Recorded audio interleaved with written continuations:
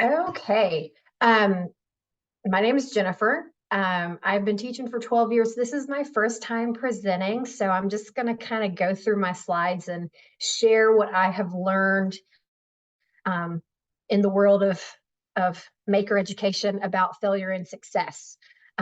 Because I always thought they were different, and then I learned that they weren't. So, generally speaking, right, in terms of failure and success, we look at failure as being like a lack of success or, falling short of some kind of mark, and success being your degree or measure of succeeding.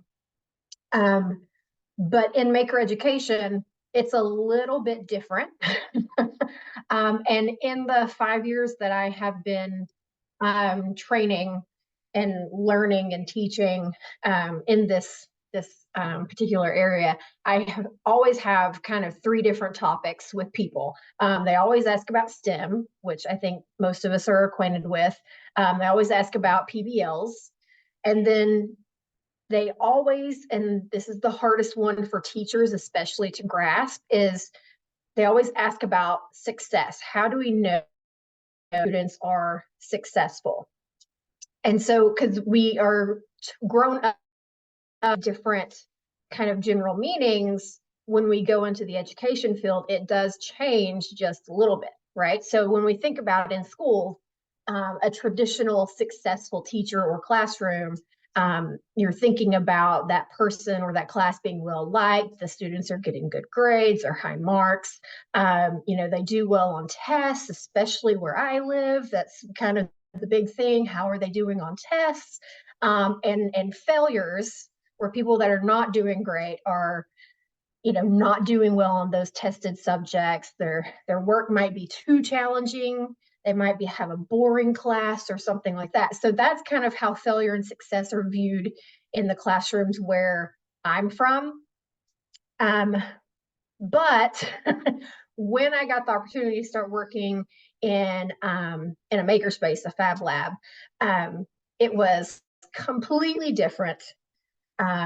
We had to kind of readjust the way that we think about those, right? So in traditional education, okay, you might have a teacher that's successful. They taught math or history or whatever. They were labeled as giving challenging assignments, but everybody did well on their assignments and they tested, great. And then the next year, something happens and the test scores aren't so great. Doesn't matter if anything changed.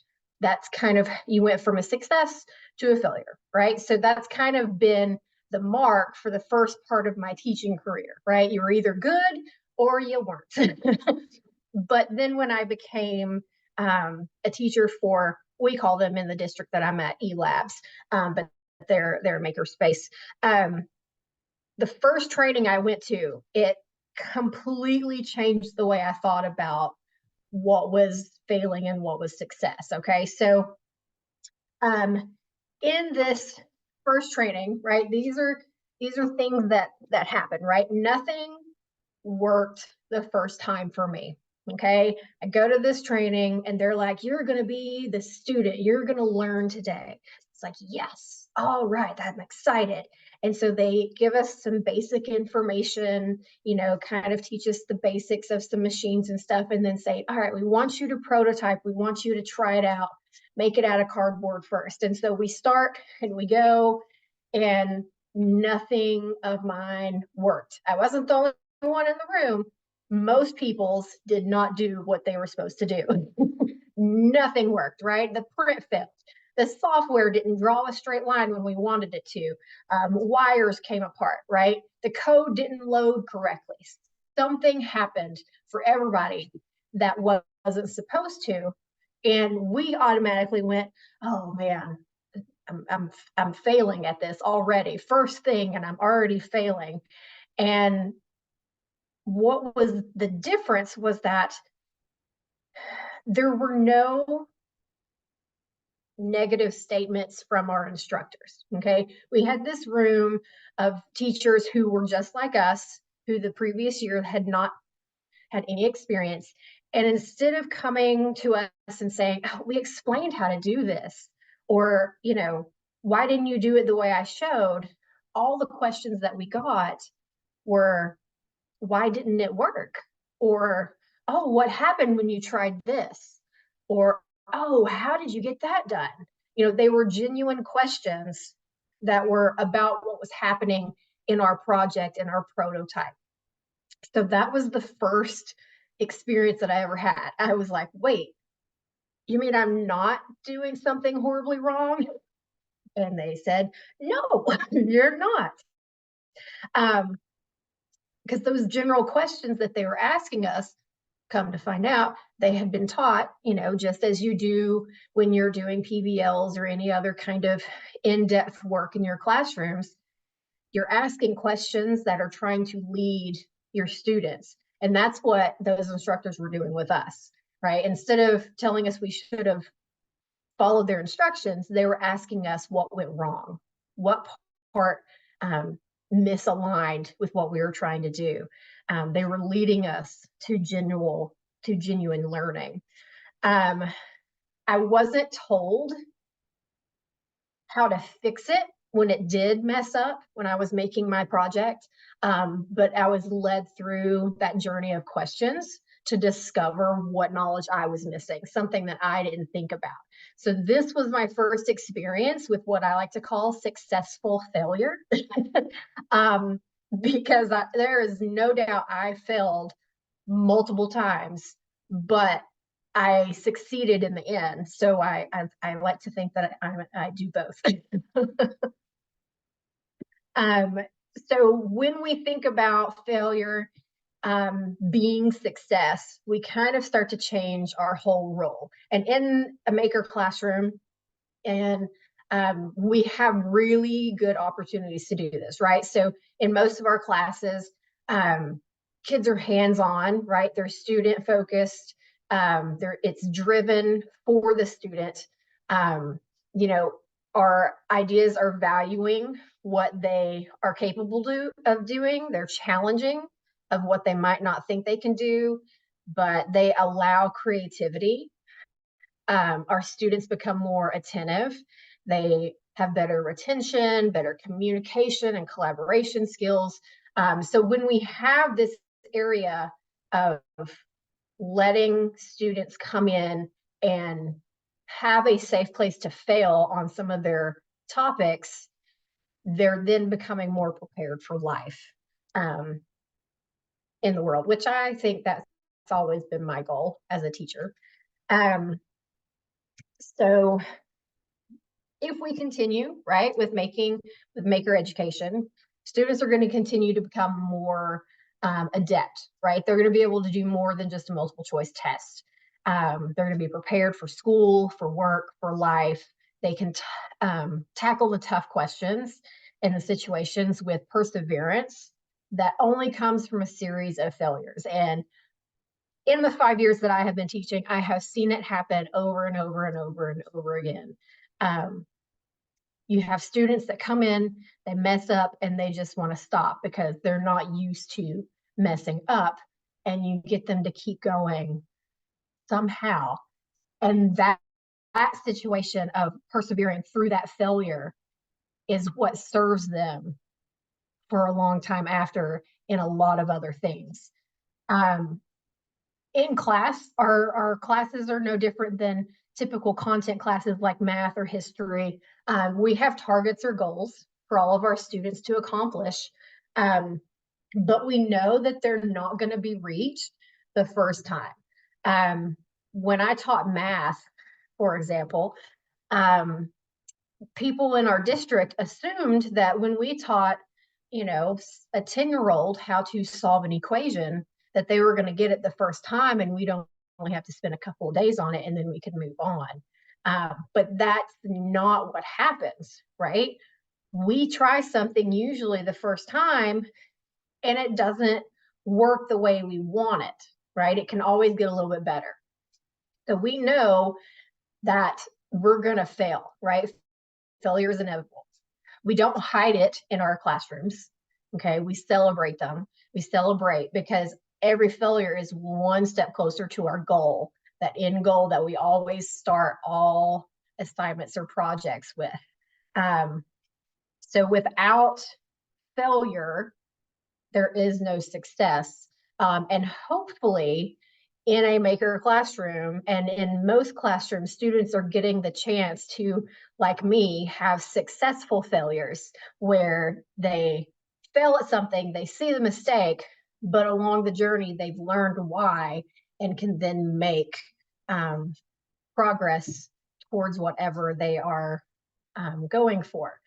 And I feel like I talked so if I did, I'm so sorry, but that is all that I have. Do you I guess, do we have questions about maybe specifics about failure and success? That's kind of my story. What I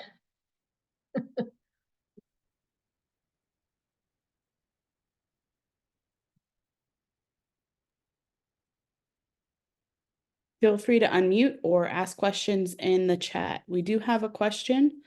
What strategies have you used to help students through failure? So some of the things that I use in my class are um, I make them document what went wrong right off the bat. And then that's something that we always have to show. But then when they write down what went wrong, they have to then also have something that went right with it. So they kind of see the give and take of what's happening with those. But it's really important for at least the kids that I always taught for them to realize that they're going to mess up and that's okay. They've always had kind of this I guess, ingrained nature to not want to do something if they thought they weren't going to be good at it. So for my kids, that's what I always tried. I was like, document what went wrong. And I would show them what mine was. I'm like, oh, this messed up. Whoops. Oh, but now I know how to do this. So that was kind of the big thing that really helped my kids was when I made them start writing down what went wrong because I didn't care about what was right. I wanted them to see I cared what was wrong so they could learn from that part what, the next step was.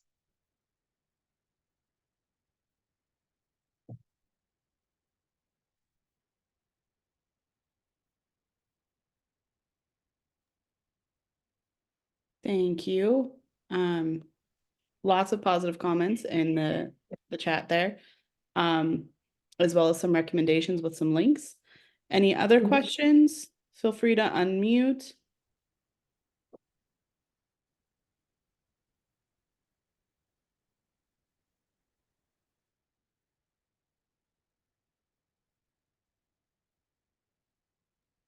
What's your general perception of the younger kids and their first real true experience with failure, where they're not necessarily getting a participation trophy, where their project is going along and, oops, the dog ate it, or oops, just something just didn't go right, how do they take it?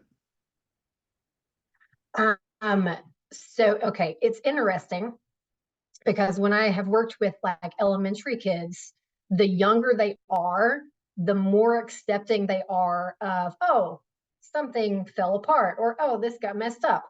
They're very willing to just jump right back in and remake it or go with what they have.